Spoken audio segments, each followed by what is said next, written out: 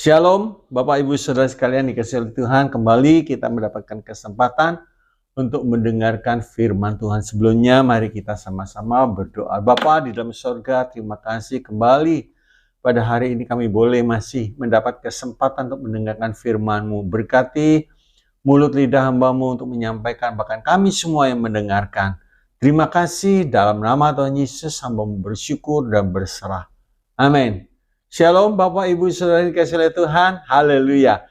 Nah, pada kesempatan hari ini saya ingin menyampaikan kebenaran firman Tuhan tentang cinta firman Tuhan lebih dari segalanya, ya. Cinta firman Tuhan lebih dari segalanya. Dalam Mazmur 119 ayat 92 dalam terjemahan lama, ya, kita akan membaca dalam Mazmur 119 ayat 92 dalam terjemahan lama. Demikian saudaraku.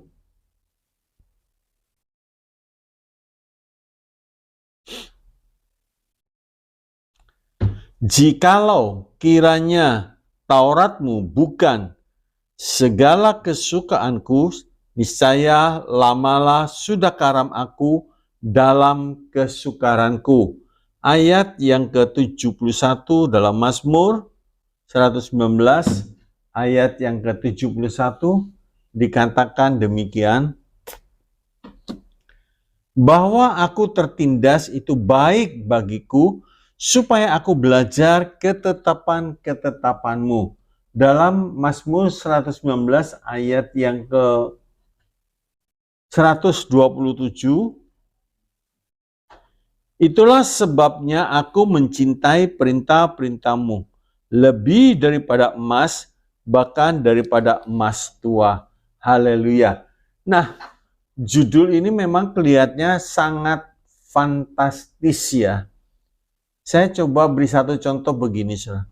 Kalau kita mau beli sebuah alat, ya, dan kalau kita hanya melihat harganya, kita akan terkejut, kok mahal? Alat apa itu kok begitu mahal?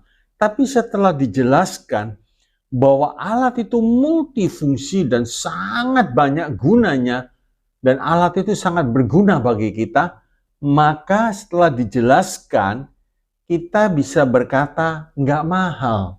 Begitu juga di dalam kebenaran firman Tuhan, setelah kita menyelidiki, maka kita bisa berkata enggak, ini enggak terlalu fantastis, ini real. Nah, sekarang kita melihat, renungkan, ya, renungkan firman Tuhan yang kita baca mengajar bahwa kita harus mencintai firman Tuhan lebih daripada emas. Tadi kita sudah membaca di dalam 119 ayat yang ke-127, ya. Bahkan dikatakan lebih daripada emas tua. Ya, emas tua tuh sekarang tuh ya 24 karat begitu, saudara. Tetapi satu hal, kenyataannya apa yang dilakukan, apa yang dikerjakan oleh anak-anak Allah, bahwa mereka seringkali, ya memang tidak semua saudaraku, mencintai emas lebih dari firman Tuhan. Mungkin lewat kebenaran ini kita disadarkan bahwa kita harus mencintai firman Tuhan lebih daripada emas, bahkan daripada emas tua. Setelah kita diberi pengertian, kita sadar, maka kita akan berkata iya. Ya. Kita melihat, saudaraku, banyak fakta bahwa demi harta, demi emas, orang rela menukar keluarganya. Saya beri satu contoh begini. Orang tuh kerja mati-matian, saudara, sampai tidak punya waktu, tidak punya kesempatan untuk kumpul dengan keluarga, pulang hanya tinggal letih, capek, tidur. Begitu juga besok dan seterusnya. seperti itu. Dengan kata lain, dia rela melakukan itu karena dia melihat sesuatu yang berharga dibandingkan dengan keluarganya. Nah, ini satu hal yang sangat-sangat ironis, saudaraku ya. Sangat ironi. Bahkan beberapa orang sampai begitu ngotot korbankan kesehatannya, sudah dia nggak mikir. Jauh malam tidur, jauh malam, pagi-pagi udah bangun lagi. Kesehatannya terganggu, nggak terlalu dipikirkan, saudaraku. Yang penting dapat emas, ya. Kesehatannya terganggu. Nah, satu pernyataan dalam firman Tuhan yang ditulis oleh Ayub 23, Ayub 23 ayat yang ke-12. Ayub 23 ayat yang ke-12, saya bacakan dalam firman Allah yang hidup. Aku tidak menolak perintah-perintahnya. Aku menghargai firman-Nya lebih daripada makananku sehari-hari. Jadi di sini terbalik, saudara. Ayub begitu menghargai, bahkan lebih daripada makananku sehari-hari. Dia lebih menghargai kepada firman Tuhan. Nah, itu yang perlu kita renungkan sekarang. Lebih lanjut kita melihat mengapa kita perlu mencintai firman Tuhan, ya. Mengapa kita perlu mencintai firman Tuhan lebih dari segala harta kekayaan. Ya, sekali lagi, mengapa kita perlu mencintai firman Tuhan lebih dari segala harta kekayaan. Satu, memberi hikmat, ya, atau kebijakan, begitu saudaraku, ya. Memberi hikmat dan menuntun kita pada keselamatan. Jadi yang pertama memberi hikmat dan menuntun kita pada keselamatan. Coba kita lihat dalam 2 Timotius 3. 2 Timotius 3 ayat yang ke-15. Dikatakan demikian, ingatlah juga bahwa dari kecil engkau sudah mengenal kitab suci yang dapat memberi hikmat kepadamu dan menuntun engkau kepada keselamatan oleh iman kepada Kristus Yesus. Jadi saudaraku, firman Tuhan yang kita baca, yang kita renungkan, itu membawa kita memiliki hikmat, ya, dan menuntun kita kepada keselamatan. Kenapa? Sebab firman Tuhan itu menjadi terang, menjadi suluh dalam perjalanan hidup kita. Sehingga kita bisa membedakan mana yang betul, mana yang salah lewat kebenaran firman Tuhan. Bukan apa kata orang. Kalau apa kata orang, banyak pendapat. Tapi firman Tuhan ini memang kebenaran. Ya. Kuduskanlah mereka dalam kebenaran, karena firman-Mu itulah kebenaran. Jadi ini untungnya, saudaraku, memberi hikmat dan menuntun kita pada keselamatan. Dalam Mazmur 119 ayat 97 sampai 100. Apa yang dikatakan dalam Mazmur 119 ayat yang ke-97 sampai yang ke-100. Betapa ku cinta Taurat-Mu, aku merenungkannya sepanjang hari. Karena dia cinta, ada sesuatu yang luar biasa. Di saat dia baca, dia mulai merenungkan sepanjang hari. Perintah-Mu membuat aku lebih bijaksana daripada musuh-musuhku. Sebab selamanya itu ada padaku 99. Aku lebih berakal budi daripada semua pengajarku, sebab peringatan-peringatanmu kurenungkan. Aku lebih mengerti daripada orang-orang tua, sebab aku memegang titah-titahmu. Orang tua kadang-kadang berkata begini, saya ini sudah lebih tua dari kamu, saya sudah lebih banyak makan asam garam. Ya. Tapi firman Tuhan mengatakan, orang yang mengerti, ya, mengerti, dikatakan lebih mengerti daripada orang-orang tua, sebab aku memegang titah-titahmu. Nah, di dalam ayat yang ke-98, saudara perhatikan dikatakan, peringatanmu membuat aku lebih bijaksana daripada musuh-musuhku, sebab selamanya itu ada padaku. Jadi firman Tuhan itu membuat kita tuh menangani, menghadapi musuh kita lebih bijaksana. Kenapa? Mengapa, saudaraku?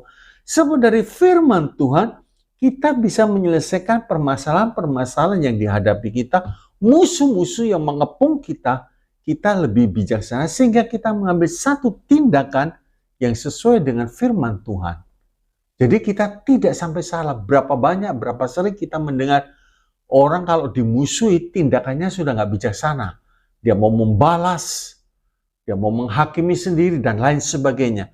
Tetapi kalau orang memiliki firman Tuhan, tindakannya jauh lebih bijaksana daripada musuh-musuhnya. Haleluya. Sebab kita bertindak bukan gegabah. Ya. Pada waktu Nabal menghina Daud, nah, Daud waktu itu emosi dan mau membunuh Nabal. Untung Abigail datang. Ya, untung Abigail datang dan diberitahu Daud.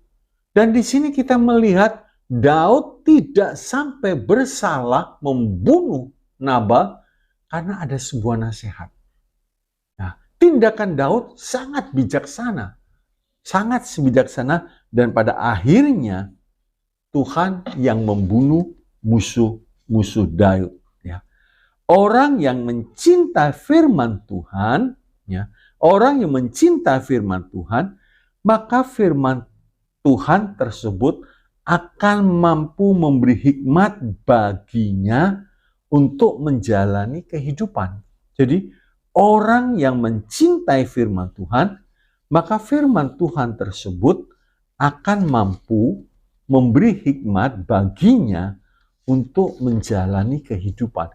Menjalani kehidupan sehari-hari ini gak mudah, saudaraku. Tidak mudah. Dalam berdagang, sekolah, berteman, bertetangga, dalam nikah, dan lain sebagainya, saudaraku, tidak mudah. Ya. Tetapi kalau orang tersebut cinta kepada firman Tuhan memberi hikmat bagi orang tersebut untuk menjalani kehidupan ini. Kenapa? Sebab kalau kita tidak waspada, musuh-musuh, dalam tanda kutip musuh-musuh, bisa menghancurkan kehidupan kita. Ya, bisa menghancurkan kehidupan kita. Mungkin kita bertetangga, ternyata tetangga kita tuh sikapnya, tindakannya sangat-sangat tidak menyenangkan, saudara. Bahkan sehingga menimbulkan satu kejengkelan bagi kita. Dan kalau kita tidak punya hikmat, kita nggak bisa menjalani kehidupan ini dengan betul. Ya, menjalani kehidupan dengan betul. Sebab musuh-musuhnya ada di sekitar kita dalam perdagangan. Ya. Banyak sekali musuh-musuh, saudaraku. Kebencian, kesombongan, saudaraku, ketamakan, dan lain-lain. Ya. Sebab itu, Daud berkata dalam Mazmur 101 ayat yang ke-8. 101 ayat yang ke-8 dikatakan demikian, setiap pagi akan kubinasakan semua orang fasik di negeri, akan kulenyapkan dari kota Tuhan semua orang fasik yang melakukan kejahatan. Ini jangan diartikan secara jasmani, melihat orang jahat, melihat orang yang nggak taat dan lain sebagainya itu dibinasakan, nggak boleh. Tapi setiap kali kita bangun tidur, perkara-perkara kefasikan itu datang. Nah, kalau kita tidak berjaga-jaga dari pagi, sudah diisi, pikiran kita sudah dikalahkan, ditakluk, ditawan, saudaraku. Tapi kalau kita cinta, bangun pagi, firman Tuhan mulai menuntun hidup kita. Sehingga kita bisa mengambil satu tingkat, oh ini perkara kefasikan. Tidak dikerjakan, dibunuh dikalahkan, saudaraku. Ya, sehingga dari pagi dia mengalami kemenangan. Ya, Bapak, Ibu, Saudara yang dikasih oleh Tuhan, kalau kita menyadari dari mulai hari itu, hari pagi itu, kita sudah menang, maka sepanjang hari kehidupan kita memiliki hikmat. Artinya, mampu membedakan mana yang benar dan mana yang salah. Sebab kalau tidak, perkara-perkara yang kemarin sebelum kita tidur tuh banyak. Terus kita tidur, bangun, pikiran itu bisa lebih dahulu muncul daripada kita merenungkan firman Tuhan. Atau muncul, ini loh orang yang kemarin bikin jengkel kita, ini yang merugikan dan lain sebagainya. Nah, kalau kita tidak punya tindakan yang tegas, binasakan, kalahkan, kita nggak berkutik, saudara. Sebab itu, biar kita merenungkan firman Tuhan, sehingga kita bisa bersikap, bertindak dengan bijaksana. Pagi-pagi setan sudah ngincar. Mungkin saya nggak tahu, saudaraku, bangun pagi ternyata kopi belum dibuat, ternyata sarapan belum siap. Wah, kalau kita nggak berjaga-jaga bisa emosi. Saudara. Apa yang mau dimakan, apa yang mau diminum, kopi belum, dan terus ngeroceh, terus ngomel terus, saudara. Kalah, ya, kalah. Sedari pagi kalah. Nah, sebab itu mulai dari pagi kita sudah harus bertindak mengalahkan perkara-perkara kefasikan. Coba kita lihat dalam Roma 12 ayat yang kedua. Roma 12 ayat yang kedua. Janganlah kamu menjadi serupa dengan dunia ini, tetapi berubahlah oleh pembaharuan budimu, sehingga kamu dapat membedakan manakah kehendak Allah, apa yang baik, yang berkenan kepada Allah, dan yang sempurna. Nah, keselamatan, nah tadi dikatakan sudah dalam 2 Timotius 3, ayat yang ke-15, tadi kita sudah baca, firman Tuhan itu memberi hikmat dan menuntun kita pada keselamatan. Nah, keselamatan itu lebih dari segala harta kekayaan. Lebih, saudara. Sebab itu, tadi saya beri judul, cinta firman Tuhan lebih dari segalanya. Ya. Di dalam Matius 16 ayat yang ke-26, dikatakan demikian, apa gunanya seorang memperoleh seluruh dunia tetapi kehilangan nyawanya? Dan apakah yang dapat diberikannya sebagai ganti nyawanya? Ya. Orang terlalu sering berkata, urusan keselamatan, urusan surga nanti. Yang penting sekarang. Nah, saudaraku, orang yang memiliki firman, dia memiliki hikmat dan keselamatan.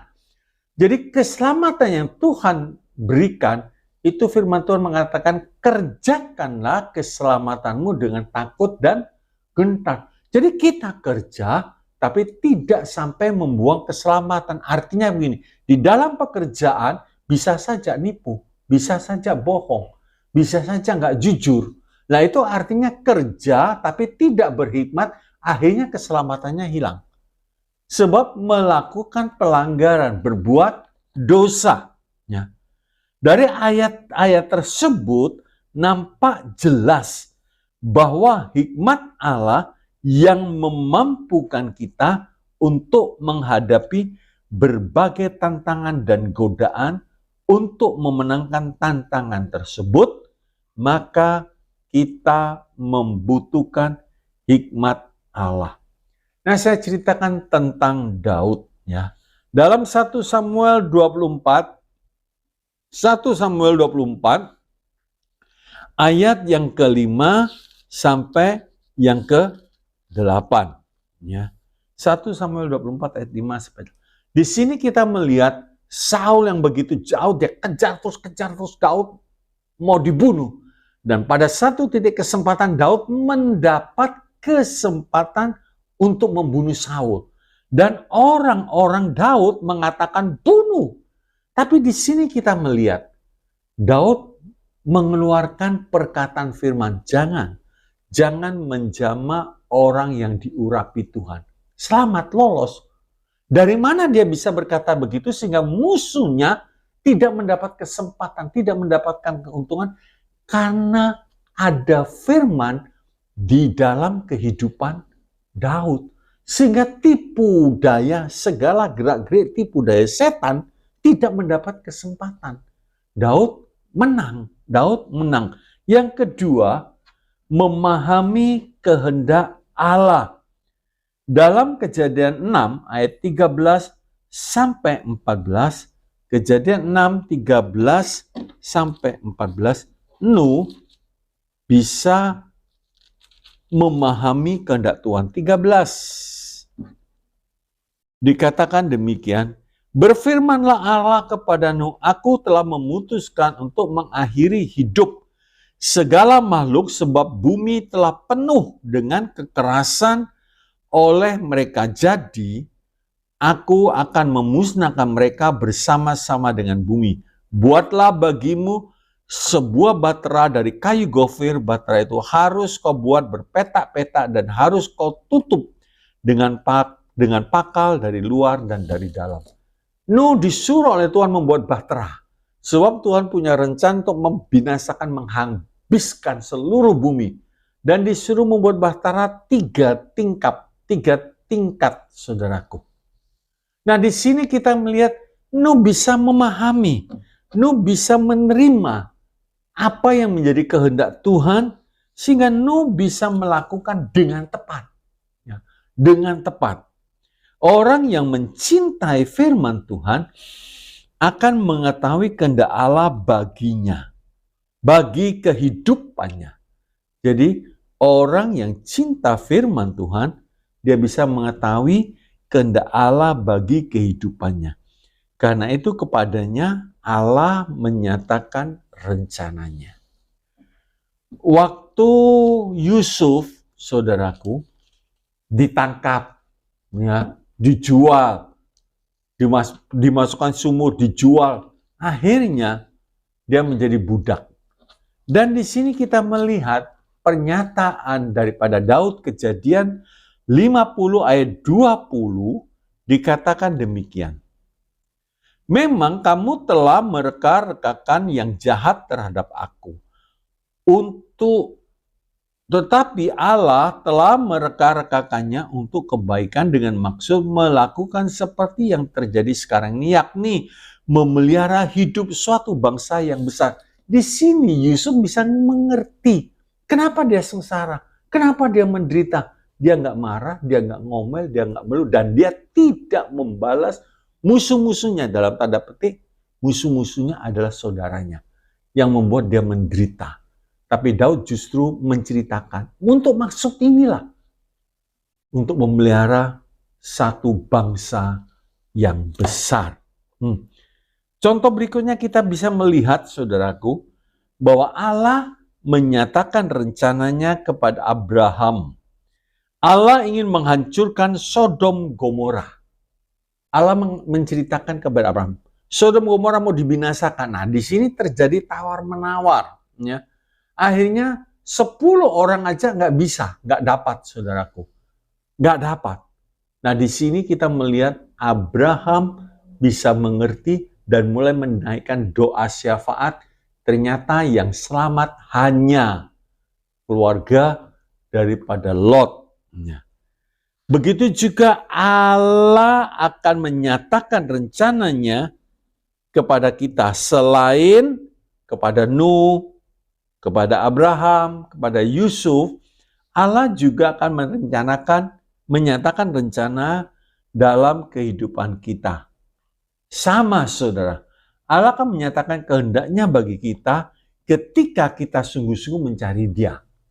Mungkin kita sering, kita mau mengerjakan ini tapi kok nggak sejahtera. Jangan dikerjakan, jangan ini. Nah, kita belum bisa mengerti tapi taat saja. Ternyata setelah lewat baru, oh untung, coba saya kerjakan itu, celaka saya. Nah, jadi pada akhirnya kita pun bisa menyadari rencana Allah menyatakan kehendaknya bagi kehidupan kita. 3, memberi kemenangan dan keberhasilan. Memberi kemenangan dan keberhasilan. Mazmur 1 ayat 1 sampai yang ketiga.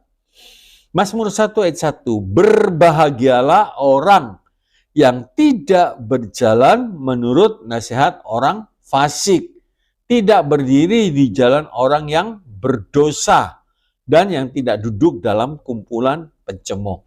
Ini dikatakan berbahagia. Ya. Orang yang bisa tidak melakukan ini. 2, tetapi yang kesukaannya ialah Taurat Tuhan. Dan yang merenungkan Taurat itu siang dan malam. 3, ia seperti pohon yang ditanam di tepi aliran air yang menghasilkan buah pada musimnya dan yang tidak layu daunnya. Apa saja yang diperbuatnya berhasil. Nah, kita melihat kembali ayat 1, berbahagia orang yang tidak menurut nasihat orang fasik. Ya. Kalau kita bisa bahagia karena tidak menurut nasihat orang fasik, berarti kita memiliki kebenaran firman Tuhan. Saya ambil satu contoh begini. Kalau mungkin ada pertengkaran di antara suami istri. Terus ada orang yang tidak kenal Tuhan memberi nasihat. Memberi nasihat kepada kita. Kamu tahu, kamu dengan istrimu itu orang lain.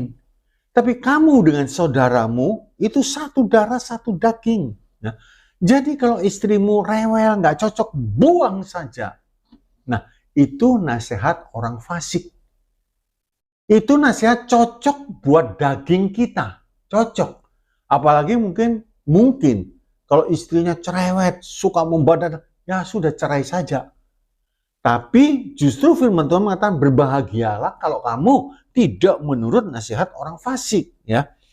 Dan ayat yang kedua, kesukaannya ialah firman Tuhan. Nah, firman ini yang melepaskan kita dari sebuah tindakan yang bila kita kerjakan menimbulkan kerugian yang besar, yaitu menuruti nasihat orang fasik. Kita tidak mau.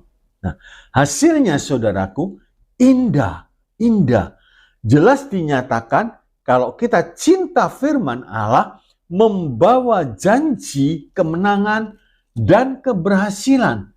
Ya, kemenangan dan keberhasilan. Dan ayat yang ketiga dikatakan seperti pohon yang ditanam di tepi aliran air yang menghasilkan buahnya pada musimnya. Dan yang tidak layu daunnya, apa saja yang diperbuatnya berhasil. Karena kita punya pengertian firman Tuhan. Dan firman Tuhan itu memberikan kemenangan, keberhasilan. Selain menang, kita berhasil. Selain kita menang, tidak menuruti nasihat orang fasik, kita tidak berjalan di kumpulan orang berdosa dan tidak duduk dalam kumpulan pencemooh. Menang. Karena ada firman. Haleluya. Dalam kehidupan kita, apa yang kita takutkan saat ini? Ya. Dalam kehidupan kita, apa yang kita takutkan saat ini? Mungkin masalah kesehatan, ya. Mungkin masalah keuangan, mungkin masalah rumah tangga, mungkin masalah perjodohan, pekerjaan, dan lain sebagainya. Satu nasihat, berilah tempat di dalam kehidupan orang tersebut untuk Tuhan bertindak. Berilah tempat dalam kehidupan orang tersebut untuk Tuhan bertindak sehingga kita memiliki hati yang takut akan Tuhan dan cinta akan firman-Nya. Maka kita akan melihat dan mengalami kemenangan dan keberhasilan dalam kehidupan kita. Coba kita lihat di dalam Yesaya 30 ayat yang ke-15 sampai yang ke-17. Yesaya 30 ayat 15 sampai 17. Dikatakan demikian, sebab beginilah firman Tuhan Allah yang Maha Kuasa, Allah Israel. Dengan bertobat dan tinggal diam, kamu akan diselamatkan. Dalam tinggal tenang dan percaya terletak kekuatanmu. Di sini nasihat firman Tuhan, saudaraku, bertobat, duduk diam, tinggal tenang, percaya kepada Tuhan, itu terletak kekuatan kita. Tapi orang ini menjawab, orang ini berkata di ayat 16, kamu berkata, bukan, kami mau naik kuda dan lari cepat. Maka kamu akan lari dan lenyap. Maka kamu akan lari dan lenyap. Katamu pula, kami akan mengendarai kuda tangkas. Maka para pengejarmu akan lebih tangkas lagi. Jadi dia berkata, enggak, bukan itu. Bukan duduk diam kekuatan kita. Tidak, kalau kita punya kuda, kuda itu kan berlari cepat. Tapi firman Tuhan mengatakan, kamu akan lenyap. Ya. Kami mau mengendarai kuda tangkas. Maka para pengejarmu akan lebih tangkas lagi. 17, 1.000 orang akan lari melihat ancaman 1 orang. Terhadap ancaman 5 orang kamu akan lari. Sampai kamu ditinggalkan seperti tonggak isyarat di atas puncak gunung. Dan seperti panji-panji di atas bukit. Di situ Tuhan berkata, tinggal diam, tinggal tenang. Ada keselamatan. Enggak, akhirnya itu menjadi tonggak sejarah. Ya, tonggak peringatan. Karena tidak mau turut, enggak mau dengar. Hasilnya, dia berkata enggak. Kekuatan itu kalau kita punya kuda, kalau kita punya rata perang, dan lain sebagainya. Tapi tidak demikian. 4. Mendatangkan mujizat. 4. Mendatangkan mujizat. 10 orang kusta mengalami mujizat ketika mentaati firman Tuhan. Coba kita lihat Lukas 17. Lukas 17 ayat 11 sampai 19. Lukas 17 ayat 19, ayat 11 sampai 19. Dikatakan demikian. Dalam perjalanannya ke Yerusalem, Yesus menyusur perbatasan Samaria dan Galilea. 12, ketika ia memasuki suatu desa, datanglah 10 orang kusta menemui dia. Mereka tinggal berdiri agak jauh dan berteriak, Yesus, Guru, kasihanilah kami. Lalu ia memandang mereka dan berkata, pergilah, perlihatkanlah dirimu kepada imam-imam. Dan sementara mereka di tengah jalan, mereka menjadi tahir. Orang kusta ini aturannya nggak boleh mendekat, ya. Harus menjauh. Sebab ini najis. Waktu dia berteriak, Tuhan Yesus lihat dia orang kusta. Yesus tidak menyembuhkan, Yesus tidak menjamah, cuman Yesus berkata, pergi saudaraku, perlihatkanlah dirimu kepada imam. Seharusnya orang kusta ini protes, Tuhan, aku ini masih kusta, kok disuruh pergi ke imam? Mana mungkin boleh? Aturannya begitu, kusta nggak boleh. Tapi di sini ada satu hal yang indah. Dia gak ngerti, dia taat akan perkataan yang diucapkan oleh Tuhan. 15. Dan sementara mereka, 14, lalu ia memandang mereka dan berkata, pergilah, perlihatkanlah dirimu kepada imam-imam.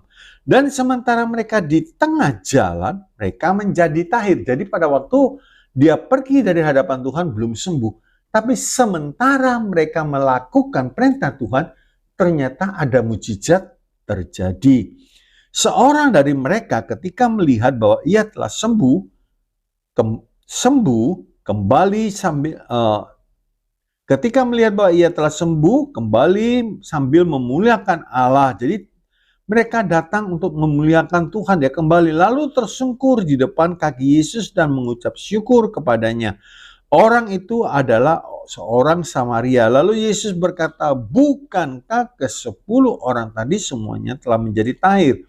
Di manakah yang 9 orang itu? Tidak adakah di antara mereka yang kembali untuk memuliakan Allah selain daripada orang asing ini? Lalu ia berkata kepada orang itu, berdirilah dan pergilah, imanmu telah menyelamatkan engkau.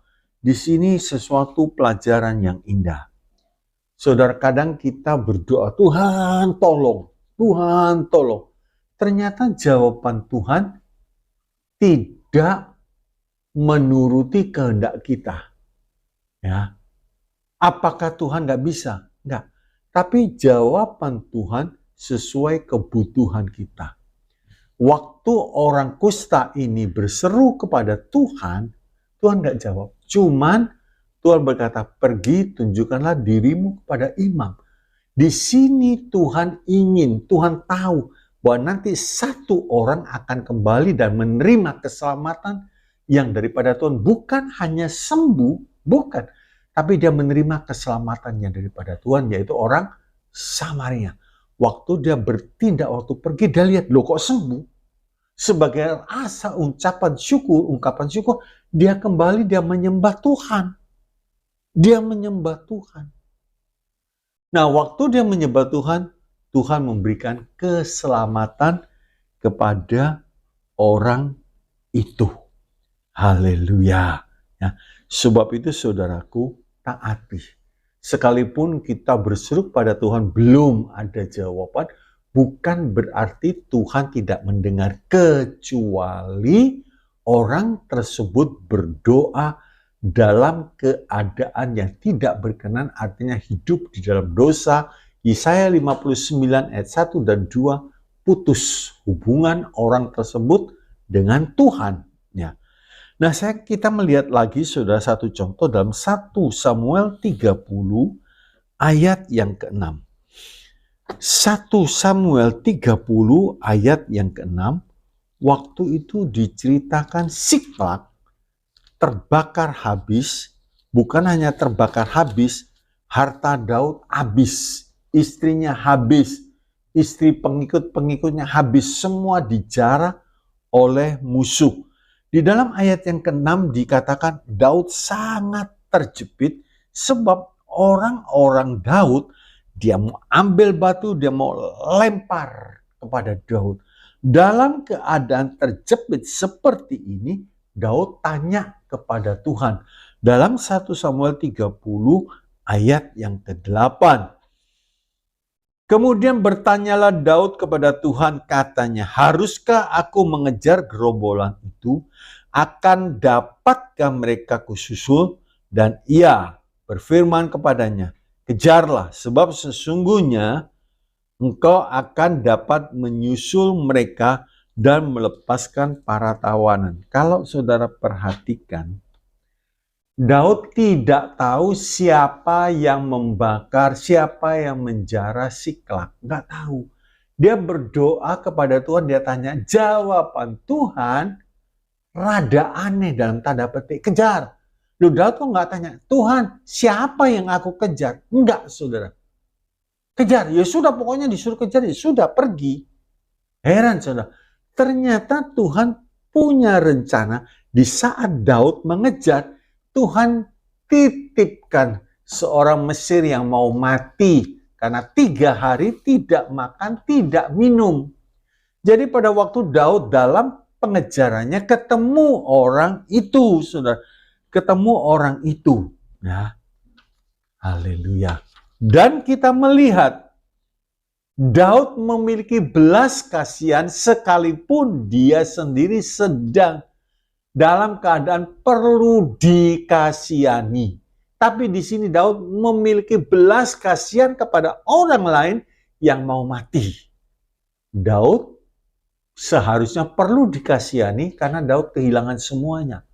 Tapi saat Daud memberikan kasihnya, ya, di dalam 1 Samuel 30 ayat 11 sampai 15 justru di sini terbongkar, terbuka siapa yang menjarah, siapa yang membakar Siklag. Ternyata orang Amalek. Kalau Daud di ayat yang ke-8 tadi 1 Samuel 30 ayat 8, Daud, loh Tuhan saya suruh kejar-kejar siapa? Terus Daud gak mau, gak akan mendapatkan pertolongan Tuhan. Kadang saya katakan jawaban doa Tuhan itu sepertinya gak masuk di akal. Tapi kalau kita taat seperti anak kecil, udah pokoknya disuruh ya sudah pergi, saudara. Nah di tengah-tengah ketaatan itu Tuhan tunjukkan sesuatu yang dahsyat dan perlu tindakan kita. Apa yang kita sudah mengerti, apa yang sudah kita pelajari, Tuhan izinkan untuk dipraktekkan. Daud waktu melihat orang Mesir ini, apa yang dia sudah mengerti, apa yang sudah dia dengar, saudaraku, di sini dia mulai mempraktekkan. Dia memberi kasihnya lebih dahulu sebelum dia ditolong. Daud memberi kasih, menolong, memberi perhatian. Setelah budak ini segar, setelah budak ini kuat cerita, kamu ini kenapa? Oh, terus dia cerita 3 hari yang lalu begini-begini, dia ceritakan semua. Karena saya sakit ditinggal. Kamu siapa? Saya budak dari orang Amalek. Nah dari situ Daud mendapatkan pintu yang terbuka hasil ketaatannya. Dan waktu Daud kejar, Daud kerjakan apa yang diperintahkan Tuhan, dikatakan, dari semua tidak ada yang hilang. Daud mendapatkan jarahan. Apa yang hilang diambil musuh, diambil kembali. Bahkan Daud mendapatkan jarahan dari musuhnya.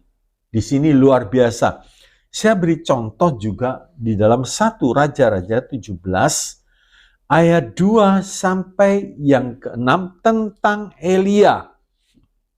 Saudaraku, Elia disuruh pergi ke sungai Kerit oleh Tuhan pada waktu dia lari dari ancaman Isabel. Kenapa Tuhan nggak suruh Elia ke bendaharanya, ya, daripada Raja Nebukadnezar, ya, Obaja. Kenapa? Tuhan punya rencana secara khusus. Dan waktu Elia pergi ke sungai Kerit, siapa yang kirim makanan? Burung gagak. Kirim apa? Roti dan daging. Daging itu makanannya burung gagak. Kemustahilan dipakai oleh Tuhan untuk memberkati Elia. Dan Elia melihat setiap hari pagi dan petang, pagi dan petang. Dia hidup dari mujizat, dia melihat mujizat, dan burung gagak ini nggak pernah terlambat memberi makanan. Kalau burung gagaknya keras kepala, sudah dimakan sendiri, mati Elia dalam kekeringan. Tapi tidak. Nah di sini kita melihat, kerjakan, kalau kita sudah tanya, terus jawaban Tuhan mungkin belum bisa kita terima, jangan kita ngambek. Nah, jangan kita putus asa, jangan kita kecewa. Taati. Justru di saat kita taat, langkah-langkah berikutnya, kita melihat jalan itu terbuka. Haleluya. Kesimpulannya satu, cintai firman Tuhan, sekalipun kita sedang mengalami sikon yang tidak menyenangkan. Cintai firman Tuhan, sekalipun kita sedang mengalami sikon yang tidak menyenangkan. Ya. Jadi kita cinta firman Tuhan bukan karena sikon kita sudah bagus dan lain sebagainya. Tidak. Petrus gagal, sikonnya nggak nyaman, saudara. Tapi dia cinta firman Tuhan dibuktikan dengan mentaati apa yang diucapkan oleh Tuhan, sekalipun itu perintah yang mustahil untuk berhasil. 2. Orang yang cinta firman Tuhan, ia memiliki hikmat dan bisa memahami kehendak Allah. Orang yang cinta firman Tuhan, ia memiliki hikmat dan bisa memahami kehendak Allah. Saudaraku, hari-hari ini kita diperhadapkan dengan kemustahilan-kemustahilan, kesukaran-kesukaran yang begitu luar biasa. Tetapi tetap jangan lupa cintai firman Tuhan. Firman Tuhan bisa memberi hikmat dan kita bisa memahami kehendak Allah. Kadang-kadang di tengah-tengah kesulitan, di PHK dan lain sebagainya, tahu-tahu Tuhan memberikan satu ide, satu jalan lepas. Kamu kerja yang ini. Terus orang itu pikir, apa mungkin Tuhan bisa? Waktu dikerjakan, ternyata berhasil. Tuhan punya berjuta-juta jalan untuk menolong umatnya. 3. Orang yang cinta firman Tuhan, dibuat Tuhan hidupnya berhasil. Haleluya. Orang yang cinta firman Tuhan, dibuat Tuhan hidupnya berhasil. Mari Bapak, Ibu, Saudara yang dikasihi oleh Tuhan, kita mau belajar. Langit dan bumi bisa lenyap, tapi firman-Mu kekal. Kalau kita belajar firman Tuhan, kita mendapat hikmat dan mendapat keselamatan yang daripada Tuhan. So, jalan hidup kita dituntunnya, saudara. Haleluya, Tuhan Yesus memberkati. Mari kita berdoa. Bapa, terima kasih. Biar kehidupan kami semua sebagai orang beriman, kami boleh cinta, kami boleh mencintai firman lebih dari segalanya. Bukan sesuatu hal yang fantastis, bukan. Tetapi Tuhan ingin menunjukkan, memberikan pertolongan di saat kita cinta firman Tuhan, sekalipun kita sedang menghadapi berbagai macam permasalahan. Justru dari firman Tuhan itu menghidupkan, firman Tuhan itu menghibur, firman Tuhan itu memberi kekuatan kepada kita sehingga kita bisa melewati hari-hari yang gelap. Sekalipun aku sedang berjalan dalam lembah-lembah kekelaman, tapi Tuhan menuntun setiap langkah hidup kita. Haleluya. Terima kasih. Kau memberkati kehidupan umat-Mu ya Tuhan. Mungkin sedang mengalami masa yang sulit ini. Pekerjaannya, keuangannya, kesehatannya, rumah tangganya, masa mudanya. Biar masa mudanya Tuhan Kau berikan jodoh yang seiman di dalam Tuhan. Terima kasih. Kami sangat percaya Tuhan, di saat kami mencintai firman Tuhan, Engkau mencintai kami. Justru kami mengeluarkan buah, dan buah itu mempermuliakan Bapa di sorga. Terima kasih, terpujilah nama Tuhan. Dalam nama Yesus, hamba-Mu bersyukur. Mari angkat tangan kita. Bapak, Ibu, Saudara yang dikasihi, terimalah saat ini berkat kasih dari Allah Bapa, damai, sejahtera, sukacita, dan anugerah dari Tuhan kita Yesus Kristus, kuasa persekutuan di dalam Allah Roh Kudus, limpah dengan karunia roh dan buah roh, menyertai perjalanan hidup kami, sehingga kami tetap apapun yang sedang terjadi, apapun, kami tetap cinta akan kebenaran firman. Dalam nama Yesus, berkat ini diberikan. Haleluya. Semua yang percaya katakan amin. Tuhan Yesus memberkati kita semua. Haleluya.